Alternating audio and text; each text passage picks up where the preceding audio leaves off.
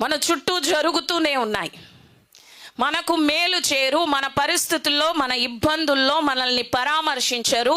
మన బాధల నుండి, మన ఇబ్బందుల నుండి మన పాప విమోచన పొందునట్లుగా, విడుదల పొందునట్లుగా, నెమ్మది పొందునట్లుగా, మనశ్శాంతిని పొందునట్లుగా, మనం ఒక సన్మార్గములో నడుచుకొనున్నట్లుగా, మనము మన కుటుంబం దీవెన నొందునట్లుగా ఒక మేలు మనం పొంది, ఆ మేలు పొందిన వారిని వెంబడిస్తే, మేలు పొందిన వారిని గూర్చి సాక్ష్యం ఇస్తే లోకమునకు నచ్చడం లేదు, అనేకులకు నచ్చడం లేదు.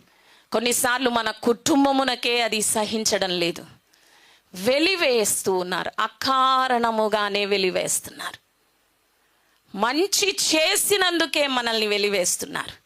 మంచి మార్గములో నడుస్తున్నందుకే మనం వెలివేయబడుతున్నాం.